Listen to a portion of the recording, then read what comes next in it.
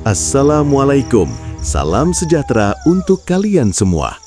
Selamat datang di channel Pesugihan Berantai, di kisah yang penuh misteri, kegelapan, dan dunia gaib. Kali ini, kita akan menyusuri perjalanan seorang pegawai honorer bernama Darno, yang terjerat pesugihan menjadi kaya mendadak dan menjalani perjanjian dengan makhluk dari alam lain. Persiapkan diri kalian, karena kisah ini akan menegangkan, menyeramkan, dan penuh konsekuensi yang tak terduga. Mari kita mulai ceritanya. Pagi hari di sebuah desa kecil di daerah Ngawi selalu dimulai dengan suasana yang tenang. Kabut tipis masih menggantung di atas sawah. Suara ayam berkokok terdengar dari berbagai arah. Dan beberapa warga sudah mulai beraktivitas sejak subuh. Di salah satu rumah sederhana berdinding papan, seorang pemuda bernama Darno baru saja bangun tidur. Usianya 25 tahun. Tubuhnya kurus, wajahnya tampak lelah walau hari baru saja dimulai. Rumahnya sangat sederhana. Lantainya masih semen kasar, atapnya dari genteng tua yang kadang bocor saat hujan deras. Di ruang depan hanya ada satu kursi kayu, meja kecil, dan sebuah televisi tabung yang sudah sering mati sendiri. Darno berjalan menuju dapur kecil di belakang rumah. Di sana, ibunya sedang memasak air untuk membuat kopi. "Kamu sudah bangun, No?" tanya ibunya. "Iya, Bu," jawab Darno pelan. Ibunya menatap anaknya dengan wajah penuh kasih, namun di matanya juga tersimpan kekhawatiran. Darno adalah anak satu-satunya. Ayahnya sudah meninggal 5 tahun lalu karena sakit.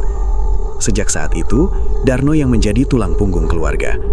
Namun, hidupnya tidak mudah. Ia bekerja sebagai pegawai honorer di kantor kecamatan. Gajinya kecil sekali. Kadang bahkan terlambat dibayar berbulan-bulan. Ibunya memberikan secangkir kopi hitam. "Nih, diminum dulu sebelum kerja." Darno duduk di kursi kayu. Ia menyeruput kopi perlahan. "Bu, uang listrik sudah dibayar?" tanya Darno pelan. Ibunya tersenyum tipis. "Sudah, kemarin ibu pinjam dulu ke Bu Sari." Darno langsung merasa tidak enak hati. Hidup mereka benar-benar sulit. Ia bekerja setiap hari, tapi uangnya hampir tidak pernah cukup. Kadang ia merasa lelah dengan hidup seperti ini. Namun, ia selalu mencoba kuat. Setelah selesai minum kopi, Darno bersiap berangkat kerja. Ia mengenakan kemeja putih yang sudah agak kusam dan celana hitam yang sedikit longgar. Sepatu kerjanya sudah mulai retak di bagian depan. Darno keluar rumah lalu menyalakan motornya. Motor tua itu langsung mengeluarkan suara kasar. "Semoga nggak mogok lagi," gumam Darno. Ia lalu berangkat menuju kantor kecamatan yang jaraknya sekitar 5 km dari rumah. Sepanjang jalan, Darno melewati sawah-sawah luas dan beberapa warung kecil. Pagi itu jalan desa mulai ramai. Beberapa petani sudah menuju sawah, anak-anak sekolah berjalan berkelompok sambil bercanda. Darno sempat tersenyum melihat mereka. Namun senyum itu tidak bertahan lama. Ketika sampai di kantor kecamatan, suasana langsung berbeda. Gedung kantor itu cukup besar, tapi suasananya selalu terasa kaku. Para pegawai negeri datang dengan mobil bagus atau motor baru, sedangkan Darno datang dengan motor tuanya yang sering berisik. Begitu ia memarkir motor, 2 pegawai lain sedang berdiri di dekat pintu kantor. Salah satu dari mereka melirik Darno. "Itu honorer lagi datang," katanya pelan. Yang satu lagi tertawa kecil. "Kerjanya paling cuma fotokopi." Darno mendengar itu, namun ia hanya menunduk dan berjalan masuk. Ia sudah terbiasa dengan perlakuan seperti itu. Di kantor, tugas Darno memang hanya pekerjaan kecil. Kadang ia diminta membuat kopi, kadang mengantar berkas, kadang memfotokopi dokumen. Padahal jam kerjanya sama seperti pegawai lain. Hari itu, Darno duduk di meja kecil dekat mesin fotokopi. Ia sedang menyalin beberapa dokumen ketika seorang pegawai bernama Pak Rudi datang. "Darno," panggilnya. "Iya, Pak. Tolong beli kopi di warung depan." Darno langsung berdiri. "Baik, Pak." Ia mengambil uang dari Pak Rudi lalu keluar kantor. Warung kopi itu berada tepat di seberang jalan. Warung kecil milik Bu Dewi. Darno sering ke sana. Saat ia datang, ada beberapa orang sedang duduk minum kopi. Salah satunya adalah Tono. Tono adalah teman dekat Darno sejak kecil. Usianya sama, 25 tahun. Namun nasibnya tidak jauh berbeda. Ia bekerja serabutan. Kadang jadi kuli bangunan, kadang membantu di bengkel. "Darno," panggil Tono. Darno tersenyum. "Ton, lagi ngopi?" "Iya, duduk dulu sini." Darno memesan 2 kopi untuk kantor, lalu duduk sebentar di dekat Tono. Tono menatap temannya itu. Kerja terus kamu ya. Darno tertawa kecil. Ya begitulah, honorer. Tono menggeleng pelan. Gaji kecil, kerja banyak. Darno hanya tersenyum pahit. Sebenarnya di dalam hatinya, ia sering merasa iri. Ia melihat banyak orang seumurnya sudah sukses. Ada yang punya usaha, ada yang bekerja di kota besar. Sedangkan dirinya masih menjadi honorer dengan gaji kecil. Kadang ia merasa hidupnya tidak maju-maju. Tono menyeruput kopinya lalu berkata pelan, Dar, kamu gak capek hidup begini? Pertanyaan itu membuat Darno terdiam. Ia menatap jalan di depan warung. Motor dan orang lalu lalang. Namun pikirannya jauh melayang. Capek, Ton, jawabnya akhirnya. Capek banget. Tono mengangguk pelan. Aku juga. Beberapa detik mereka hanya diam. Angin siang bertiup pelan. Tono lalu berkata lagi, kadang aku mikir, hidup kita ini kayak gini terus sampai tua. Darno tertawa kecil. Mungkin iya. Namun sebenarnya kata-kata itu menusuk hatinya. Ia tidak ingin hidup miskin selamanya. Ia ingin berubah. Ia ingin sukses. Ia ingin ibunya hidup enak. Tono kemudian mendekatkan wajahnya. Dar, iya. Kalau ada cara cepat buat jadi kaya, kamu mau nggak? Darno langsung menatapnya. Cara apa? Tono melihat sekeliling, lalu berbisik pelan. Pesugihan. Darno langsung merinding. Kata itu bukan kata biasa di desa. Banyak cerita menyeramkan tentang orang yang mencari kekayaan dengan bantuan makhluk gaib. Biasanya selalu ada tumbal. Darno tertawa gugup. Ah, kamu bercanda. Namun Tono tidak tertawa. Aku serius. Darno mulai merasa tidak nyaman. Pesugihan itu bahaya. Tono mengangguk. Iya, tapi banyak yang berhasil. Darno tidak menjawab. Pikirannya mulai kacau. Ia ingin kaya, tapi ia juga takut. Tono menatapnya dalam-dalam. Dar, di Ngawi ini ada tempat. Darno langsung melihat ke arah Tono. Tempat apa? Tono berbisik lagi. Tempat orang cari pesugihan. Angin tiba-tiba bertiup lebih dingin. Darno merasa bulu kuduknya berdiri. Namun jauh di dalam hatinya, rasa penasaran mulai muncul. Ia tidak tahu bahwa percakapan sederhana di warung kopi itu akan menjadi awal dari jalan gelap yang mengubah hidupnya selamanya. Sejak percakapan di warung kopi siang itu, pikiran Darno tidak bisa tenang. Kata pesugihan terus terngiang di kepalanya. Malam itu, ia duduk sendirian di depan rumahnya. Lampu teras yang redup menerangi halaman kecil yang dipenuhi tanaman pisang. Angin malam berhembus pelan. Dari kejauhan terdengar suara jangkrik bersahutan. Darno memandang langit yang gelap sambil memikirkan hidupnya. Gajinya sebagai pegawai honorer sangat kecil. Kadang bahkan tidak cukup untuk memenuhi kebutuhan sehari-hari. Ia sering merasa bersalah kepada ibunya. Apalagi sejak ayahnya meninggal, ibunya sering sakit-sakitan. Darno ingin sekali membuat ibunya hidup tenang. Namun bagaimana caranya? Ia tidak punya pendidikan tinggi. Ia juga tidak punya modal untuk membuka usaha. Hidupnya terasa seperti jalan buntu. Tiba-tiba ponselnya bergetar. Pesan dari Tono. Dar, lagi di rumah? Darno membalas singkat. Iya. Tak lama kemudian terdengar suara motor berhenti di depan rumah. Darno keluar dan melihat Tono berdiri di depan pagar. Masuk aja, Ton, kata Darno. Tono masuk dan duduk di kursi kayu di teras. Beberapa detik mereka hanya diam. Tono terlihat serius. Dar, kamu kepikiran soal yang tadi siang? Tanya Tono.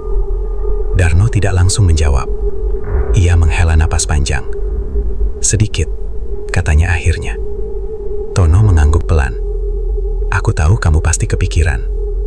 Darno menatap temannya. Ton, kamu serius soal pesugihan itu? Tono mengangguk. Sangat serius. Darno merasa jantungnya berdegup lebih cepat. Dari mana kamu tahu soal itu? Tono menatap ke arah jalan yang mulai sepi. Dari orang-orang desa. Darno semakin penasaran. Ceritakan. Tono lalu mulai berbicara dengan suara pelan. Menurut cerita orang-orang tua di desa, di pinggir hutan Ngawi ada seorang dukun tua yang sangat sakti. Namanya Mbah Karto. Banyak orang datang kepadanya untuk mencari kekayaan. Namun tidak semua orang berani. Karena pesugihan itu terkenal sangat berbahaya. Darno menelan ludah. Berbahaya bagaimana? Tono menatap Darno dalam-dalam. Selalu ada harga yang harus dibayar. Darno mulai merasa tidak nyaman. Apa maksudnya? Tumbal.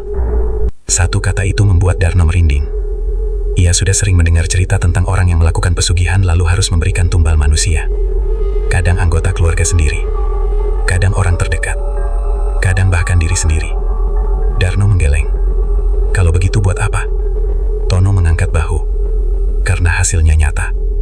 Darno terdiam. Tono melanjutkan ceritanya. Beberapa orang di desa sebelah dulu miskin. Sekarang mereka punya rumah besar, mobil, bahkan usaha di mana-mana. Darno menatap Tono tajam. Kamu yakin itu karena pesugihan?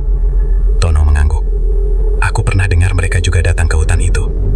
Angin malam terasa semakin dingin. Darno mulai merasa bulu kuduknya berdiri. Namun anehnya, rasa penasaran di dalam hatinya semakin kuat. Tempatnya di mana? Tanya Darno kelan. Tono sempat terdiam beberapa detik. Kamu benar-benar ingin tahu?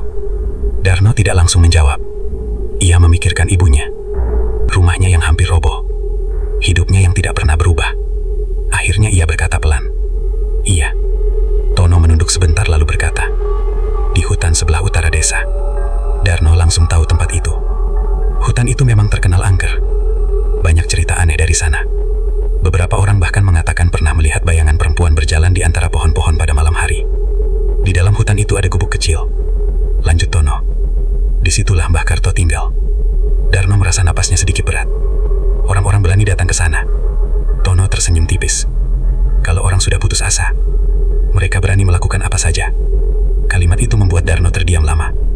Ia sadar bahwa dirinya juga hampir berada di titik putus asa. Tono kemudian menatapnya lagi. Dar, aku tidak memaksa kamu. Tapi kalau kamu benar-benar ingin mengubah hidupmu, mungkin itu satu-satunya jalan. Darno menatap halaman rumahnya yang gelap. Pikirannya mulai kacau. Ia ingin kaya. Ia ingin keluar dari kehidupan miskin. Namun ia juga takut dengan konsekuensi pesugihan. Beberapa menit mereka hanya duduk diam. Lalu Darno berkata pelan. Ton, iya. Kalau kita datang ke sana, apa yang akan terjadi? Tono menggeleng. Aku juga tidak tahu pasti. Yang jelas, kita harus menemui Mbah Karto dulu. Darno menghela napas panjang. Ia merasa seperti sedang berdiri di persimpangan jalan. Satu jalan menuju kehidupan yang sama seperti sekarang. Satu lagi menuju sesuatu yang tidak ia ketahui. Tono kemudian berdiri. Aku pulang dulu. Darno mengangguk. Sebelum pergi, Tono berkata satu kalimat yang membuat Darno semakin gelisah. Kalau kamu mau ke sana, bilang saja padaku.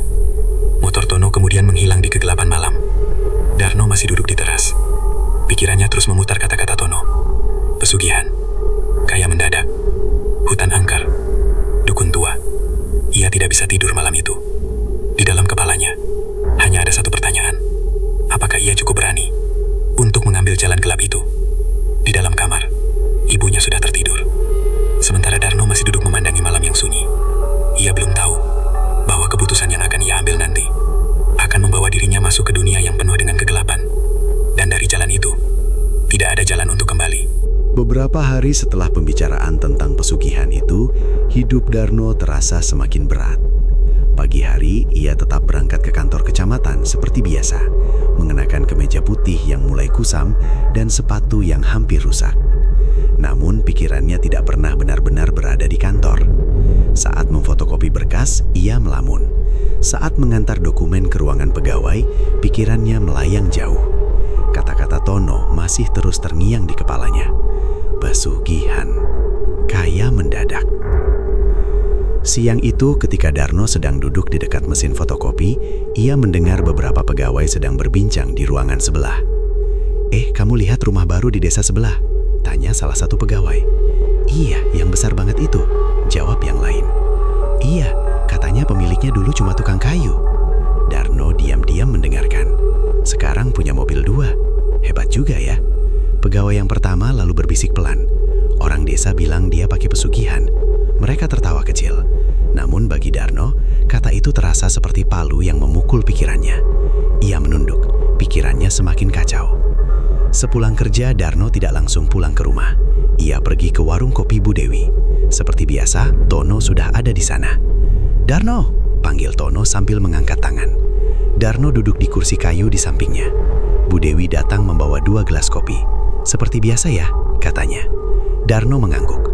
Beberapa saat mereka hanya duduk diam.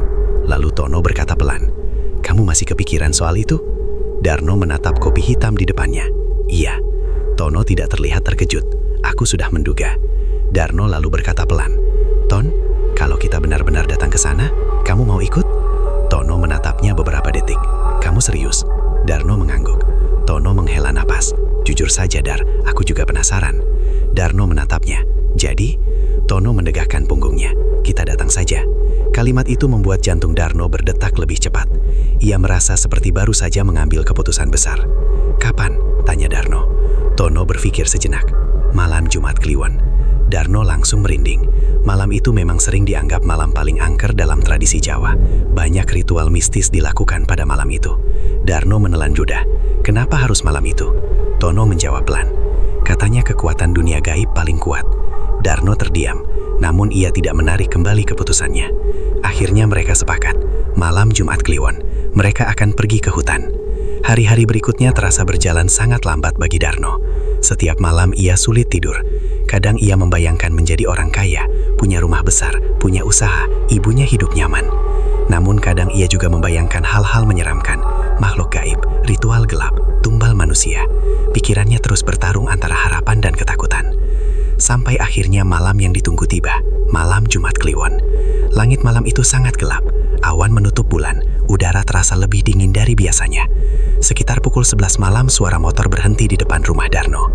Tono datang. Darno sudah menunggu di teras. "Kamu siap?" tanya Tono. Darno menelan ludah. "Siap." Mereka tidak banyak bicara. Darno berpamitan sebentar kepada ibunya yang sudah mengantuk. "Ibu," Darno keluar sebentar. Ibunya hanya mengangguk. "Hati-hati."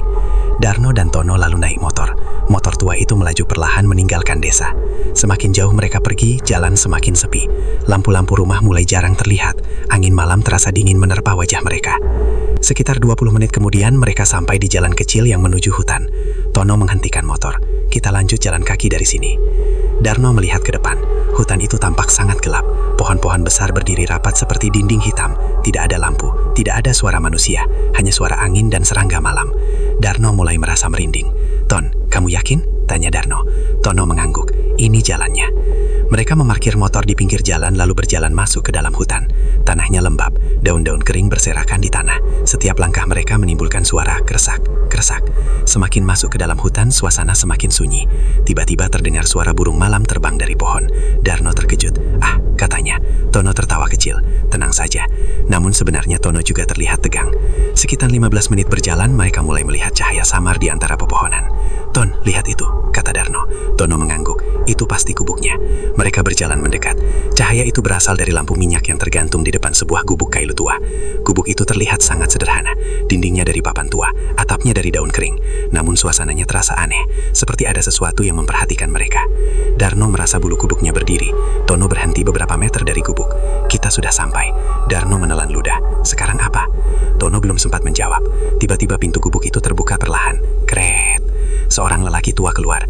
Tubuhnya kurus, rambutnya panjang dan putih, matanya tajam seperti menembus kegelapan. Dia menatap Darno dan Tono tanpa berkata apa-apa. Udara di sekitar terasa tiba-tiba menjadi dingin.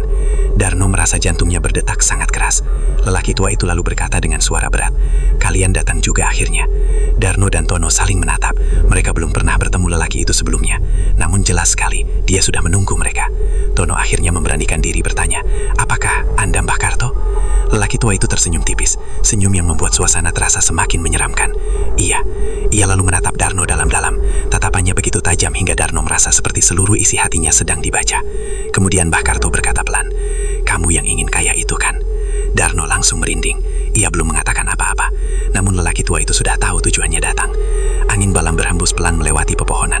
Suara daun bergesekan terdengar seperti bisikan-bisikan misterius. Darno menelan ludah. Ia sadar, ia sudah terlalu jauh melangkah dan mungkin tidak ada jalan untuk kembali lagi.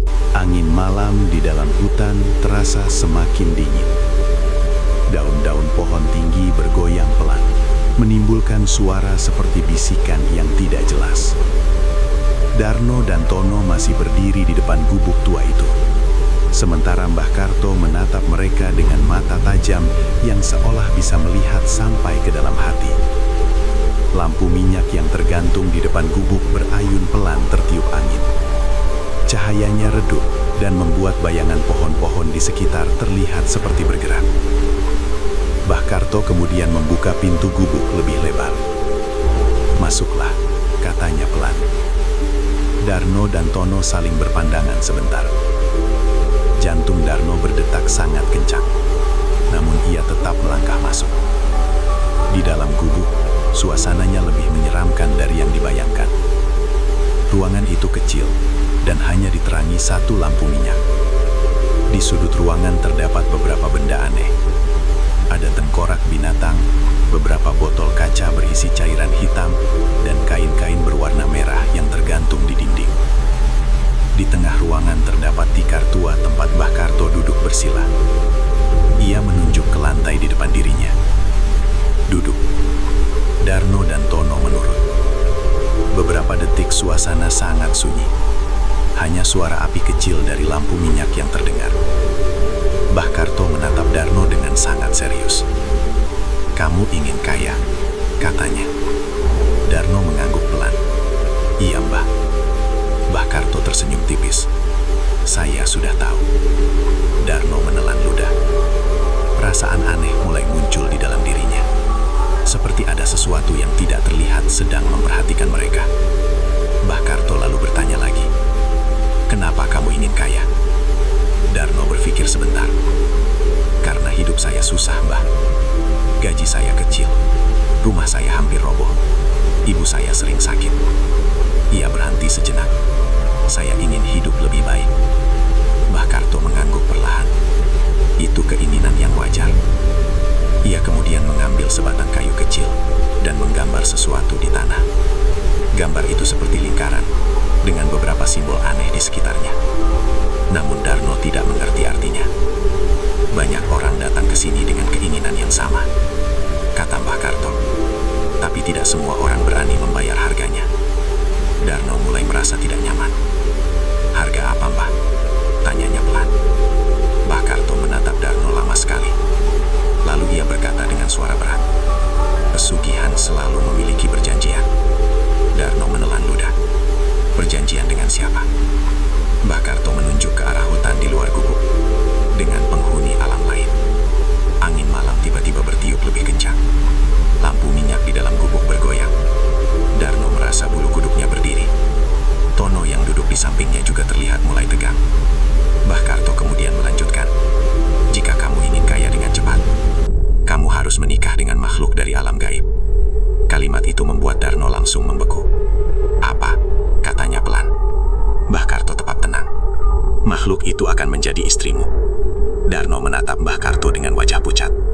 "Mbah, itu bagaimana mungkin?" Mbah Karto tersenyum tipis. "Di dunia ini, ada banyak hal yang tidak bisa dijelaskan dengan logika manusia." Darno masih tidak percaya. "Kalau saya menikah dengan makhluk gaib, apa yang terjadi?" Mbah Karto menjawab dengan suara pelan, namun jelas. "Dia akan memberimu kekayaan. Uang akan datang sendiri. Usahamu akan lancar. Hidupmu akan berubah." Darno merasakan jantungnya berdetak semakin keras. Namun Mbah Karto belum selesai. "Tapi," Darno langsung menatapnya. "Tapi apa?" Mbah Karto mencondongkan tubuhnya sedikit ke depan. "Ada syarat yang harus kamu penuhi." Darno merasa tenggorokannya kering. "Syarat apa?" Mbah Karto menjawab dengan suara yang lebih pelan. "Tumbal." Kata itu seperti menghantam kepala Darno. Ia langsung terdiam. Di sampingnya, Tono juga terlihat kaget. "Maksudnya, manusia?" tanya Darno dengan suara gemetar. Mbah Karto mengangguk pelan. "Ya." Ruangan itu tiba-tiba terasa sangat sunyi. Darno mencoba berpikir. "Berapa kali?" tanyanya. Mbah Karto menjawab tanpa ragu. "Setiap beberapa tahun." Darno merasakan nafasnya berat. "Kalau saya tidak memberi tumbal?" Mbah Karto menatapnya tajam. "Semua kekayaanmu akan hilang." Ia berhenti sejenak, lalu melanjutkan, "Dan nyawamu bisa menjadi gantinya." Kata-kata itu membuat suasana di dalam gubuk semakin mencekam. Darno menunduk, pikirannya kacau. Di satu sisi, ia sangat ingin kaya. Namun di sisi lain, ia takut dengan harga yang harus dibayar. Beberapa menit tidak ada yang berbicara. Hanya suara angin yang terdengar dari luar gubuk. Akhirnya Darno bertanya pelan, "Mbah, apakah semua orang yang datang ke sini berhasil?" Mbah Karto tersenyum tipis. "Tidak, sebagian gagal, sebagian lagi mati." Darno menatapnya dengan wajah pucat. "Tapi yang berhasil," lanjut Mbah Karto, "mereka hidup sangat kaya. Darno menggigit bibirnya. Ia teringat ibunya. Ia teringat rumahnya yang hampir roboh. Ia teringat semua hinaan yang ia terima di kantor. Perlahan-lahan pikirannya mulai berubah. Mungkin ini memang satu-satunya jalan. Tono yang sejak tadi diam akhirnya berbicara. Dar, kamu yakin? Darno menatap temannya sebentar, lalu kembali menatap Mbah Karto. Kalau saya setuju, apa yang harus saya lakukan? Tanya Darno. Mbah Karto tersenyum lebih lebar. Bagus. Ia lalu mengambil sebuah kotak kayu kecil dari sudut ruangan. Kotak itu terlihat sangat tua. Ia membukanya perlahan. Di dalamnya terdapat beberapa benda aneh. Salah satunya adalah sebuah cincin hitam. Ini cincin perjanjian, kata Mbah Karto. Jika kamu memakainya, berarti kamu setuju dengan semua syaratnya. Darno menatap cincin itu. Entah kenapa benda itu terlihat sangat menyeramkan, seperti memiliki aura yang aneh. Setelah itu, lanjut Mbah Karto. Ritual pernikahan akan dilakukan. Darno menelan ludah. Pernikahan dengan makhluk gaib itu. Mbah Karto mengangguk. Namanya Ratri. Nama itu membuat udara terasa semakin dingin. Dia sudah lama menunggu manusia yang bersedia menjadi suaminya. Darno merasa jantungnya berdetak sangat cepat, namun pikirannya sudah terlalu jauh. Akhirnya ia menarik nafas panjang, lalu berkata pelan, "Saya setuju." Tono langsung menatap Darno dengan wajah kaget. Namun Darno tidak mengubah keputusannya. Mbah Karto tersenyum puas. Ia lalu mengambil cincin hitam itu, lalu menyerahkannya kepada Darno. Pakai. Darno mengambil cincin itu dengan tangan gemetar. Perlahan ia memasangnya di jari. Begitu cincin itu terpasang, lampu minyak di dalam gubuk tiba-tiba bergoyang keras. Angin dingin masuk dari pintu yang terbuka. Dari dalam hutan terdengar suara seperti tawa perempuan yang sangat jauh. Darno langsung merinding. Mbah Karto hanya tertawa pelan. Perjanjian sudah dimulai. Ia lalu berkata dengan suara berat, "Bersiaplah, malam Juman Kliwon berikutnya, kamu akan menikah dengan makhluk dari alam lain." Sejak malam Darno memakai cincin hitam pemberian Mbah Karto, hidupnya mulai terasa berbeda. Awalnya, ia mencoba menjalani hari seperti biasa. Pagi hari, ia tetap berangkat kerja ke kantor kecamatan, mengenakan kemeja putih dan celana hitam seperti biasa. Namun, ada sesuatu yang berubah. Perasaannya selalu gelisah. Seperti ada yang memperhatikan dirinya setiap saat. Kadang saat ia sedang duduk di kantor, tiba-tiba terasa angin dingin melewati punggungnya. Padahal semua jendela tertutup. Suatu siang, ketika Darno sedang memfotokopi berkas, mesin fotokopi tiba-tiba mati sendiri. Lampu di ruangan itu berkedip beberapa kali. Darno menoleh ke sekeliling. Tidak ada siapa-siapa. Beberapa detik kemudian, mesin itu menyala kembali. Darno mencoba menenangkan dirinya. Mungkin listriknya saja, gumamnya. Namun, kejadian aneh tidak berhenti sampai di situ. Malam hari ketika Darno tidur di kamarnya, ia sering terbangun karena merasa ada seseorang berdiri di dekat tempat tidurnya. Namun setiap kali ia membuka mata, tidak ada siapa-siapa. Hanya kamar yang gelap dan sunyi. Suatu malam bahkan ia mendengar suara perempuan tertawa sangat pelan di luar jendela. Darno langsung bangun dan membuka jendela. Namun di luar hanya ada halaman rumah yang gelap. Sejak saat itu, Darno mulai sulit tidur. Beberapa hari kemudian, ia bertemu Tono di warung kopi Bu Dewi. Tono langsung melihat wajah Darno yang pucat. "Dar, kamu kelihatan capek sekali." Darno menghela napas panjang. "Aku hampir tidak bisa tidur." Tono terlihat khawatir. "Kenapa?" Darno menatap sekeliling lalu berbicara pelan.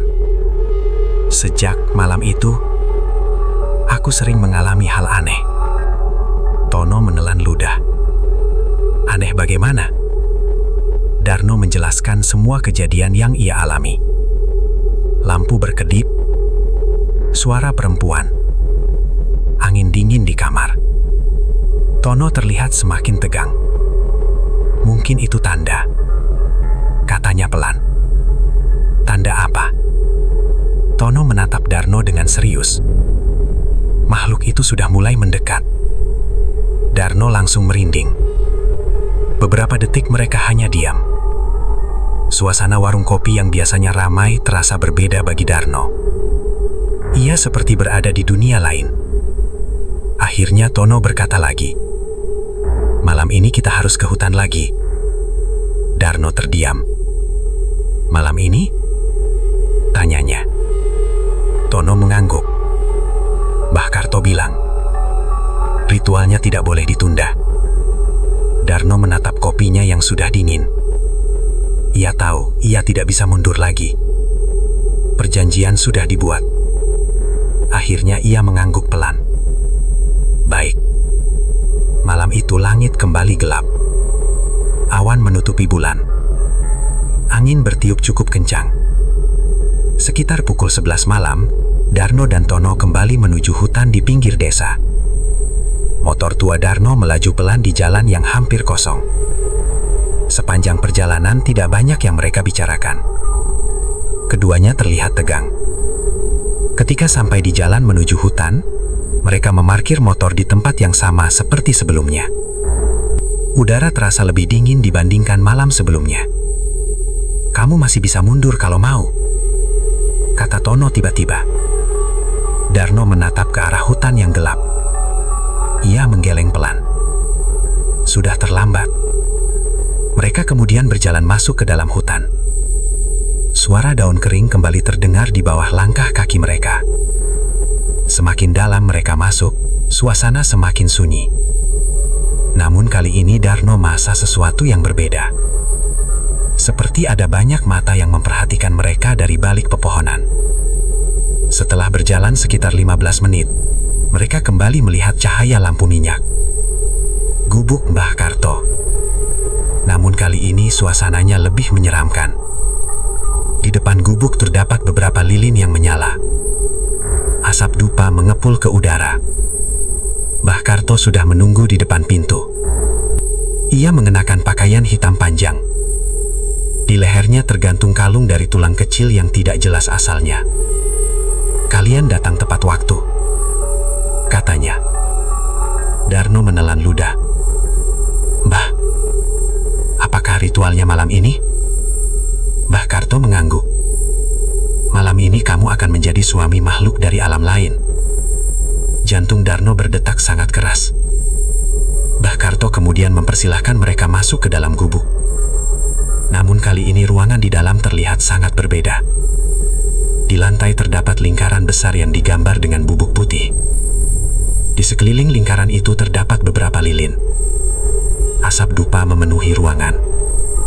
Aromanya sangat kuat. Di tengah lingkaran terdapat tikar kecil. "Duduk di situ," kata Mbah Karto sambil menunjuk. Darno berjalan perlahan menuju tengah lingkaran. Kakinya terasa berat. Ia duduk bersila di atas tikar. Sementara Tono duduk di sudut ruangan. Wajahnya terlihat sangat tegang. Mbah Karto mulai menyalakan beberapa dupa tambahan. Lalu ia duduk di depan Darno. "Mulai sekarang kamu tidak boleh bergerak," katanya. Darno mengangguk. Mbah Karto kemudian mulai membaca mantra dengan suara pelan.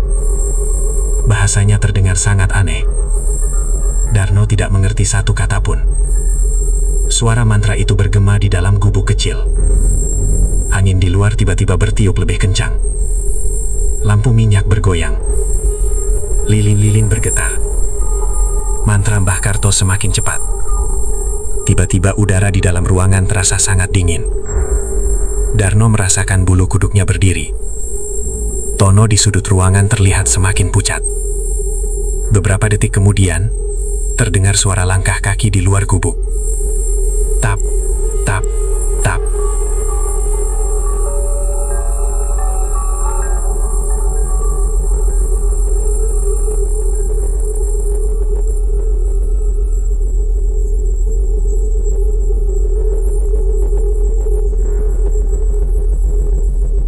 Setelah ritual pernikahan gaib itu selesai, Darno dan Tono pulang dari hutan dengan perasaan yang sangat aneh. Sepanjang perjalanan pulang, tidak ada satu kata pun yang mereka bicarakan. Motor tua Darno melaju pelan melewati jalan desa yang sepi. Angin malam terasa dingin menusuk kulit. Tono yang duduk di belakang hanya diam. Wajahnya masih terlihat pucat.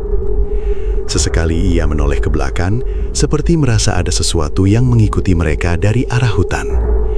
Namun setiap kali ia melihat ke belakang, jalanan hanya gelap dan kosong. Ketika mereka sampai di depan rumah Darno, Tono akhirnya berbicara. Darno mematikan motor. "Ya?" Tono terlihat ragu-ragu. "Yang tadi malam, itu benar-benar terjadi kan?" Darno terdiam beberapa detik. Ia sendiri masih sulit percaya dengan apa yang baru saja dialaminya. Namun cincin hitam di jarinya masih terasa hangat.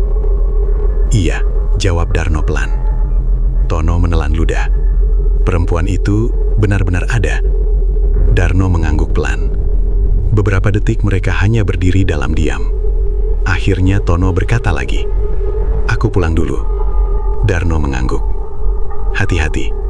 Motor Tono kemudian menghilang di ujung jalan desa. Darno berdiri sendirian di depan rumahnya. Ia menatap langit malam yang gelap. Pikirannya masih kacau. Apakah semua ini benar-benar nyata? Atau hanya mimpi buruk?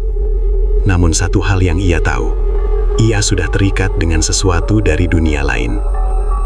Darno masuk ke dalam rumah. Ibunya sudah tertidur di kamar. Rumah itu sangat sunyi. Darno masuk ke kamarnya, lalu duduk di tempat tidur. Ia menatap cincin hitam di jarinya. Cincin itu terlihat biasa saja. Namun Darno tahu, benda itu adalah tanda perjanjian yang sangat berbahaya. Malam itu Darno akhirnya tertidur karena kelelahan. Pagi hari berikutnya, sesuatu yang sangat aneh terjadi. Darno terbangun karena sinar matahari yang masuk melalui jendela. Ia menguap dan duduk di tempat tidur. Namun tiba-tiba ia melihat sesuatu di lantai kamarnya. Ada beberapa lembar uang. Darno mengernyitkan dahi. "Uang?" Ia turun dari tempat tidur, lalu mengambil uang itu. Uang itu asli, dan jumlahnya cukup banyak. Darno langsung bingung. Ini dari mana? Ia yakin semalam tidak ada uang di lantai kamarnya. Darno mulai berpikir, mungkin uang itu jatuh dari sakunya. Namun ketika ia memeriksa sakunya, tidak ada uang yang hilang. Darno mulai merasa aneh. Ia lalu keluar kamar. Ibunya sedang menyapu di ruang depan. "Ibu, tadi ibu masuk kamar saya." Ibunya menggeleng. "Tidak." Darno semakin bingung. "Kenapa?" Darno menunjukkan uang itu. "Ini ada di kamar saya." Ibunya terlihat heran. "Kamu mungkin lupa menyimpannya." Darno hanya mengangguk pelan. Namun di dalam hatinya, ia tahu itu bukan miliknya. Hari itu Darno tetap berangkat kerja seperti biasa. Namun pikirannya terus memikirkan uang yang ia temukan di kamar. Apakah itu ada hubungannya dengan ritual semalam? Sepanjang hari ia tidak bisa fokus bekerja. Ketika pulang sore hari, ia masuk ke kamarnya. Dan ia kembali terkejut. Di atas meja kecil di kamarnya, terdapat tumpukan uang lagi. Lebih banyak dari pagi tadi. Darno langsung merinding. Ia berjalan mendekat dengan langkah pelan. Tangannya gemetar saat mengambil uang itu. Semua uang itu asli. Jumlahnya cukup besar. Darno mulai bernapas cepat. Ini tidak mungkin. Namun tiba-tiba ia teringat kata-kata Mbah Karto. Uang akan datang sendiri. Darno langsung terduduk di kursi. Jantungnya berdetak sangat keras. Apakah ini benar-benar hasil dari pesugihan itu? Malam itu Darno hampir tidak bisa tidur. Ia terus memikirkan uang yang muncul di kamarnya. Sekitar tengah malam, tiba-tiba udara di kamarnya terasa sangat dingin. Lampu kamar berkedip pelan. Darno langsung terbangun. Ia duduk di tempat tidur dengan jantung berdebar. Lalu terdengar suara perempuan yang sangat lembut. "Darno." Darno langsung menoleh ke arah pintu kamar. Namun tidak ada siapa-siapa. Suara itu terdengar lagi. "Darno." Kini suara itu terdengar lebih dekat. Darno menelan ludah. Ia perlahan menoleh ke arah sudut kamar. Di sana, sebuah bayangan perempuan berdiri. Rambutnya panjang, pakaiannya putih, wajahnya pucat namun cantik. Perempuan itu adalah Ratri, makhluk gaib yang menjadi istrinya. Darno langsung merinding. Ratri tersenyum tipis. "Aku sudah menepati janjiku." Darno menelan ludah. "Uang itu dari kamu." Ratri mengangguk pelan. "Aku akan membuatmu kaya." Suaranya lembut namun dingin. Darno masih sulit percaya. Kenapa kamu melakukan ini? Ratri berjalan mendekat. Langkahnya hampir tidak terdengar. Aku sudah menjadi istrimu. Sudah seharusnya aku membantu suamiku. Ratri kemudian menatap Darno dalam-dalam. Mulai sekarang hidupmu akan berubah. Darno merasakan napas dingin Ratri di dekat wajahnya. Namun ingat satu hal, lanjut Ratri. Semua ini ada harganya. Darno langsung terdiam. Ia tahu maksud kata-kata itu. Tumbal. Namun malam itu Ratri tidak mengatakan apa-apa lagi. Beberapa detik kemudian tubuhnya perlahan memudar. Dan akhirnya menghilang seperti kabut. Darno kembali sendirian di kamar. Namun kini pikirannya benar-benar kacau. Uang memang mulai datang. Namun ia tahu, suatu hari nanti, pesugihan itu akan menagih sesuatu yang jauh lebih mahal. Sejak malam Ratri muncul di kamar Darno, hidupnya benar-benar berubah. Uang terus datang dengan cara yang aneh. Kadang Darno menemukan beberapa lembar uang di bawah bantalnya. Kadang ada di dalam lemari, kadang bahkan di atas meja kamar. Awalnya hanya sedikit, namun setiap hari jumlahnya semakin banyak. Dalam waktu 1 bulan saja, Darno sudah memiliki uang yang sangat banyak. Ia mulai menyembunyikan uang itu di dalam koper besar di kamarnya. Koper itu perlahan-lahan penuh dengan uang. Darno sendiri sering menatapnya dengan perasaan tidak percaya. Benar-benar terjadi, gumamnya. Suatu malam ia membuka koper itu lagi. Tumpukan uang memenuhi bagian dalamnya. Jumlahnya jauh lebih banyak dari yang pernah ia bayangkan. Darno lalu tersenyum pelan. Mimpinya untuk menjadi kaya perlahan mulai terwujud. Namun ia masih berhati-hati. Ia tidak ingin orang desa curiga. Beberapa minggu kemudian Darno mulai menggunakan uang itu untuk membuka sebuah toko kecil di pinggir jalan desa. Toko itu menjual berbagai kebutuhan sehari-hari. Beras, gula, minyak goreng, mie instan, dan berbagai barang lainnya. Awalnya warga desa merasa heran. Darno buka toko, kata salah satu warga. Dari mana modalnya? Tanya yang lain. Namun Darno hanya menjawab dengan santai. Saya pinjam dari saudara di kota. Orang-orang akhirnya percaya, karena toko Darno memang terlihat sederhana. Namun hanya dalam beberapa bulan saja, usaha itu berkembang sangat cepat. Barang dagangan selalu habis, pembeli datang dari berbagai desa sekitar. Darno bahkan mulai menambah barang dagangan. Ia membeli kulkas untuk menjual minuman dingin. Ia juga menambah rak-rak baru di tokonya. Warga desa semakin heran melihat perubahan hidup Darno. Dulu ia hanyalah pegawai honorer yang selalu terlihat lelah. Sekarang ia mulai terlihat lebih percaya diri. Bajunya lebih bagus, motornya juga sudah diganti dengan motor baru.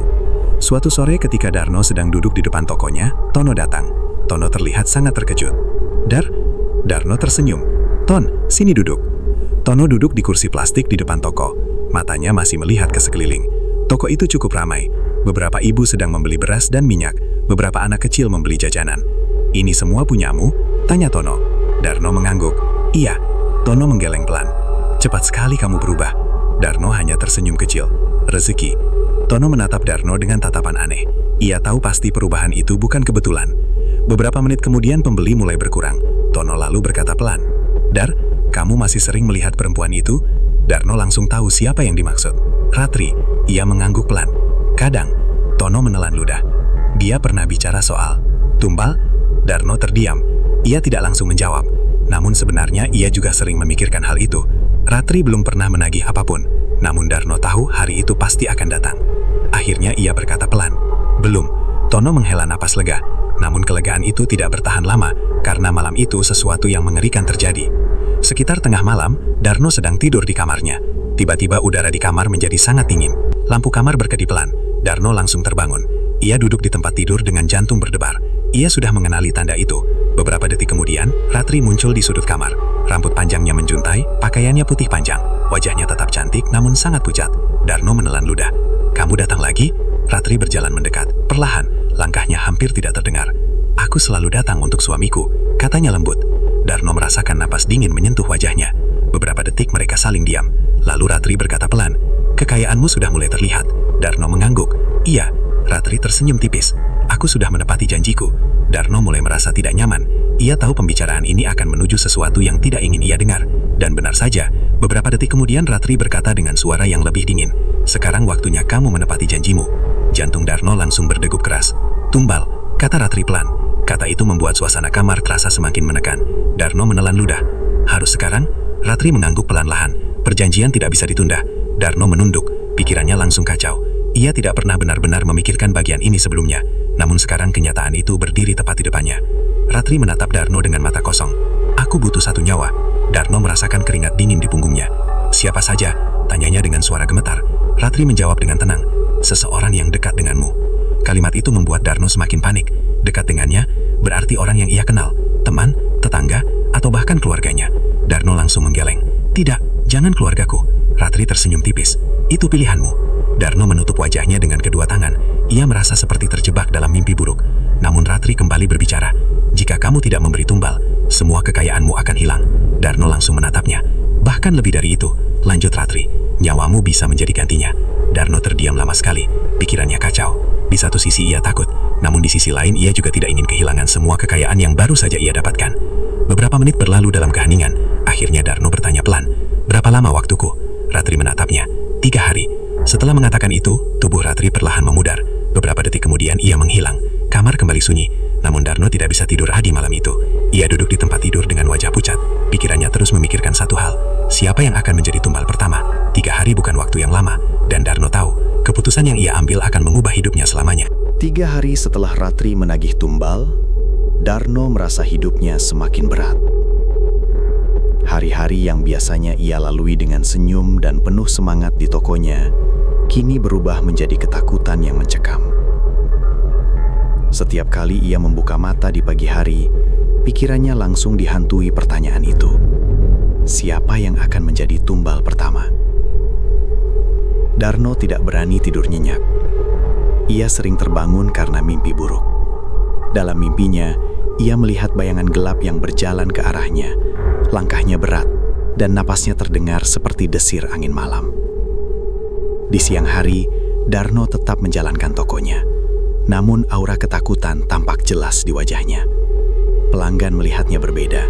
Ada sesuatu yang tidak biasa, meski mereka tidak tahu apa. Suatu sore, Tono datang ke toko Darno. Wajahnya terlihat serius. "Dar, aku dengar ada yang aneh sama kamu," kata Tono pelan sambil menatap sekeliling. Darno meneguk ludah. Ia sudah tidak bisa menyembunyikan keadaan sebenarnya lagi. "Aku ada masalah," jawab Darno pelan. Ia menatap rak-rak toko yang penuh barang. Rasanya seperti semua benda itu mengingatkannya pada perjanjian gelapnya. Tono duduk di kursi plastik di depan tokonya. Wajahnya tampak tegang. "Dar, kamu sudah pasti tahu kan bahwa pesugihan itu ada harga yang harus dibayar," kata Tono pelan. Darno mengangguk. "Sudah Ton, aku tahu, tapi sekarang waktunya datang. Ratri, dia bilang aku harus memberikan tumbal." Suara Darno gemetar. Tono menatapnya dengan mata lebar. "Dar, siapa yang akan kamu pilih?" Darno terdiam. Hatinya terasa sakit. Ia tahu pilihan ini bukan soal mudah. Ia tidak ingin menyakiti siapapun, terutama orang-orang yang dekat dengannya. Tono menatap Darno dengan serius. "Kamu harus cepat mengambil keputusan. Waktu sudah hampir habis." Malam itu, Darno duduk sendirian di kamarnya. Koper besar penuh uang terletak di sudut ruangan. Namun kini, semua kekayaan itu terasa seperti beban. Angin malam masuk melalui jendela yang sedikit terbuka. Lampu kamar berkedip. Tiba-tiba, Ratri muncul lagi. Tubuhnya putih panjang, rambut panjang tergerai, dan wajahnya pucat. Mata kosongnya menatap langsung ke Darno. "Aku datang menagih," bisiknya lembut namun dingin. Darno menelan ludah. Ia berdiri, tangan gemetar. Aku belum siap," katanya. Ratri tersenyum tipis. Suaranya seperti bisikan langsung ke dalam kepalanya. "Perjanjian tidak bisa ditunda, Darno. 3 hari sudah hampir habis. Pilihlah, atau kekayaanmu akan hilang, dan nyawamu bisa menjadi gantinya." Darno menutup wajahnya dengan kedua tangan. Ia merasa tubuhnya gemetar hebat. Esok paginya, Darno mencoba mencari solusi. Ia berjalan di sekitar desa, memikirkan siapa yang bisa ia jadikan tumbal, atau apakah ada cara lain untuk menghindarinya. Setiap orang yang ia kenal tampak seperti target potensial.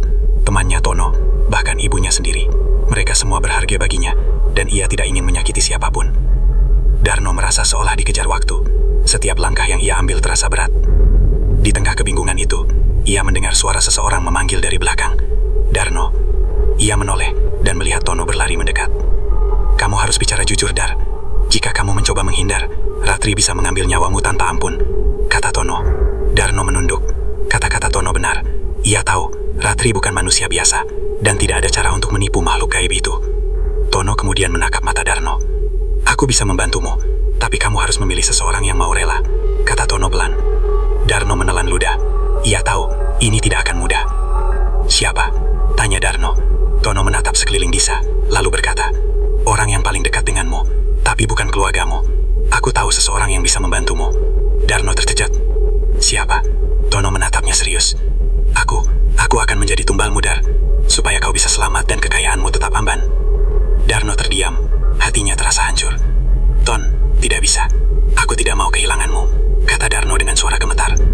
Tono tersenyum tipis, meski matanya berkaca-kaca. Sudah takdirnya, aku tahu risikonya, dan aku bersedia. Kamu harus hidup, Dar.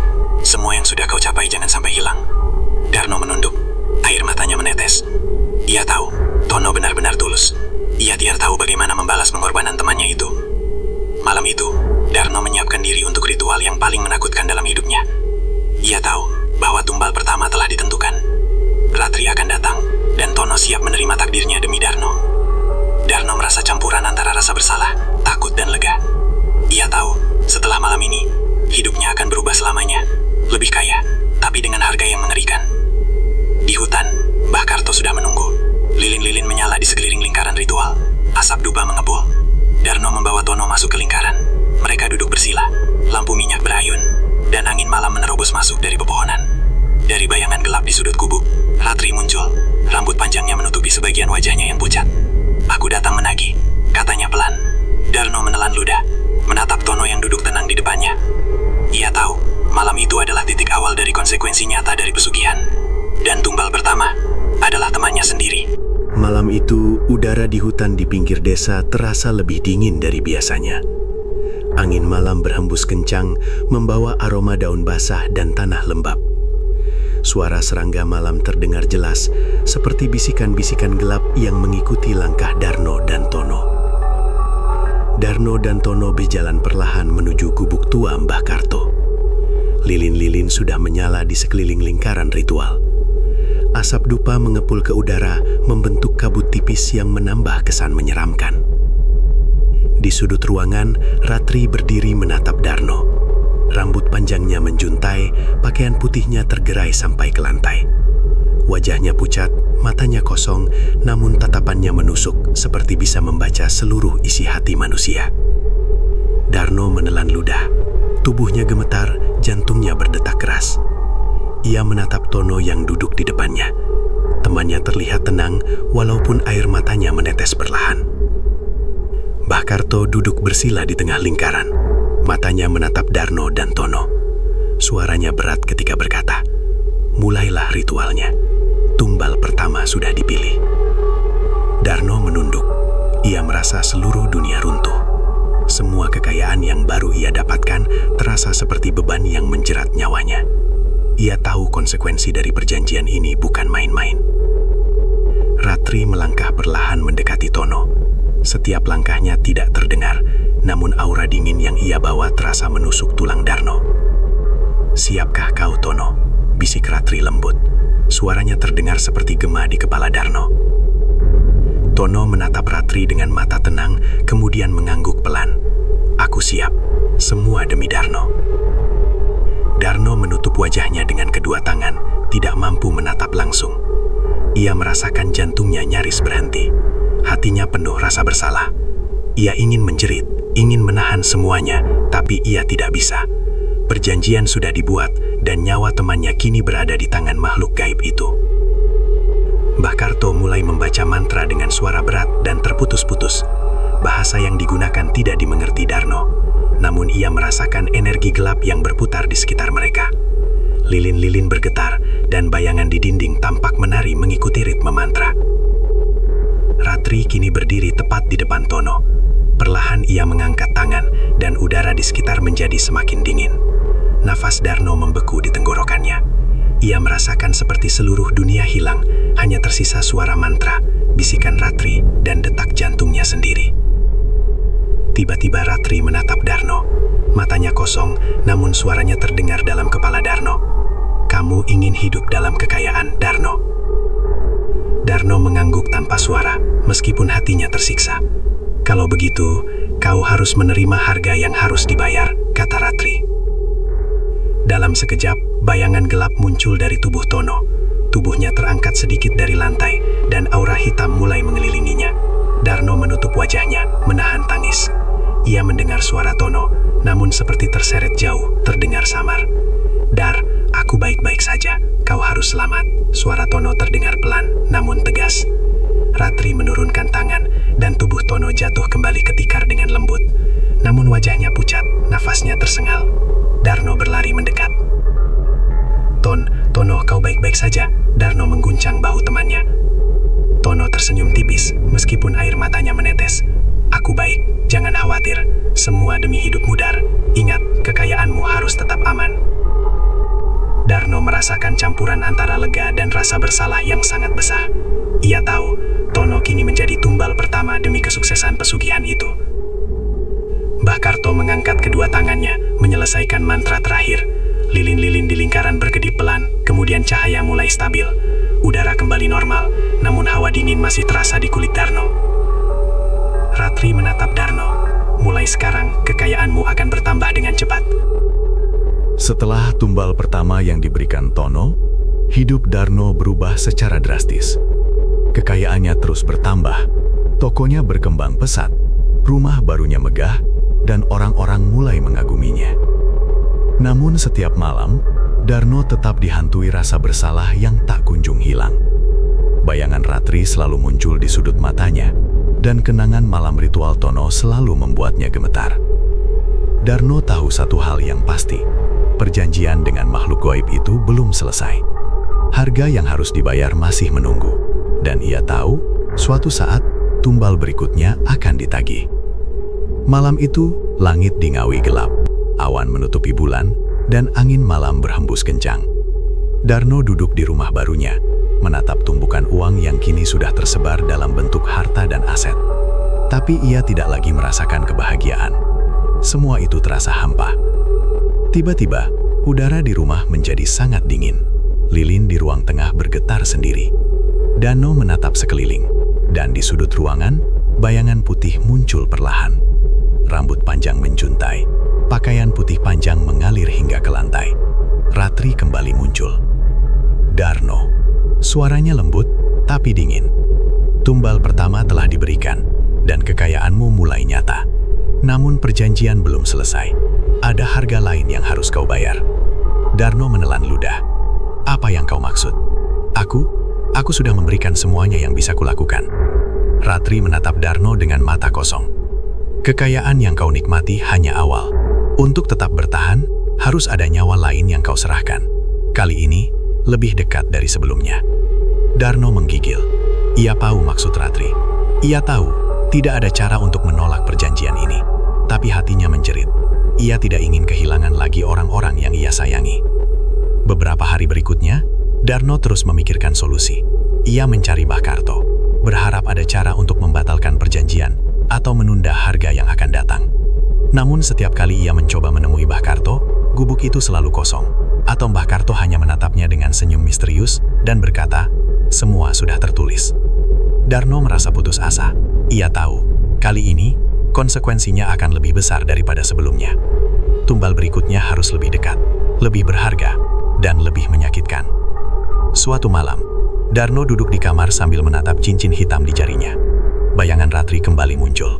Tubuhnya mengambang, dan aura dinginnya menyelimuti ruangan. Darno, waktunya telah tiba, bisiknya. Darno menelan ludah, menunduk. Aku tidak tahu harus bagaimana. Ratri melangkah mendekat. Perjanjian harus ditepati.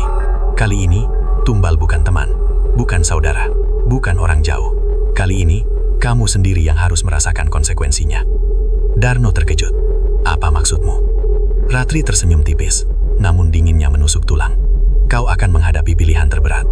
Jika kau menolak, semua kekayaanmu akan lenyap, dan nyawamu bisa menjadi gantinya. Jika kau menerima, perjalananmu sebagai manusia kaya akan berlanjut, tapi harga berikutnya selalu menunggu. Darno merasakan seluruh tubuhnya gemetar. Ia tahu, malam ini adalah klimaks dari perjalanan pesugihannya. Semua keputusan yang ia buat, Semua kekayaan yang ia dapatkan kini berada di titik kritis. Dalam bayangan gelap malam itu, Darno duduk bersila di lingkaran ritual di halaman rumahnya sendiri. Lilin-lilin menyala di sekelilingnya, membentuk simbol yang sama seperti di gubuk Mbah Karto. Asap dupa mengepul, menari mengikuti hembusan angin. Ratri berdiri di depan Darno. Suara mantra mulai terdengar, entah dari dirinya atau dari angin malam yang berputar di sekitar. Darno menutup mata, menahan napas. Ia tahu, keputusan apapun yang diambil malam itu akan menentukan nasib hidupnya selamanya. Tiba-tiba, Darno merasakan aura gelap mengelilinginya. Tubuhnya seperti berat, seolah setiap detik waktu menariknya ke dunia lain. Ia melihat bayangan dirinya sendiri di lantai, dan bayangan itu menatap balik dengan tatapan kosong, tanpa emosi, namun penuh ketakutan. Ratri melangkah perlahan, tangan terulur. Darno, pilihannya ada di tanganmu, kekayaan atau nyawa. Ingat, dunia ini tidak memberi sesuatu tanpa harga. Darno membuka mata perlahan. Ia menatap cincin hitam di jarinya, semua harta yang telah ia peroleh, dan wajah Tono yang terbayang di pikirannya. Ia tahu, tumbal pertama telah menyelamatkannya, tapi harga batinnya akan terus meningkat. Dengan napas berat, Darno menunduk. Ia tahu, pilihan itu akan menentukan hidup dan matinya sendiri. Dalam diam, ia merasakan tangan Ratri menyentuh pundaknya, dan udara dingin menyelimuti seluruh tubuhnya. Sekilas, Darno melihat dirinya sendiri menyatu dengan bayangan gelap di lantai. Ia merasakan kehadiran dunia lain, kekuatan goib yang jauh lebih besar daripada manusia. Mulai sekarang, suara Ratri terdengar seperti gema di seluruh tubuh Darno. Kau hidup di antara dunia manusia dan dunia yang lain. Kekayaanmu nyata, tapi harga selalu menunggu. Dan ketika waktunya tiba, tumbal berikutnya akan datang. Apakah kau siap? Darno menelan ludah, menunduk, dan perlahan mengangguk. Ia tahu, ia tidak punya pilihan lain. Semua konsekuensi, semua rasa bersalah, semua rasa takut, harus diterima. Kekayaan datang dengan harga yang mengerikan, dan kini ia penuhnya terikat dalam dunia goib dan dunia manusia, tanpa jalan kembali. Ratri tersenyum tipis, kemudian menghilang perlahan seperti kabut di malam hari. Lilin-lilin di lingkaran ritual padam satu persatu, dan angin malam berhenti. Darno duduk sendiri di halaman rumahnya, napasnya tersengal. Ia merasakan dunia yang berbeda di sekelilingnya. Kekayaannya nyata, namun harganya lebih berat dari yang ia bayangkan. Ia tahu, perjalanan sebagai manusia kaya yang terikat pesugihan baru saja dimulai. Dan dalam hati Darno, satu hal pasti, setiap sen yang ia peroleh, setiap kekayaan yang ia nikmati, akan selalu memiliki harga nyama, harga yang mungkin suatu hari akan menuntut dirinya sendiri. Dengan itu, cerita pesugihan pegawai honorer, menjadi kaya mendadak dan kawin dengan makhluk goib, mencapai klimaksnya. Darno kini hidup di antara dunia manusia dan dunia goib, kaya mendadak, namun terikat oleh perjanjian yang tak pernah berakhir. Tumbal pertama telah diberikan, tumbal berikutnya selalu menunggu, dan setiap keputusan membawa konsekuensi yang semakin berat. Kisahnya menjadi peringatan bahwa kekayaan yang datang secara instan selalu dibayar mahal, bukan hanya dengan materi, tapi dengan nyawa dan hati nurani. Demikian kisah Darno, pegawai honorer yang tergoda kekayaan instan melalui pesugihan dan perjanjian dengan dunia gaib. Kekayaan memang datang, namun selalu dibayar dengan harga yang berat, bahkan nyawa orang-orang terdekat sekalipun. Semoga kisah ini menjadi pelajaran bagi kita semua. Jangan tergiur dengan jalan pintas yang gelap. Terima kasih sudah mendengarkan, sampai jumpa di kisah-kisah berikutnya. Wassalamualaikum, salam horor untuk kalian semua.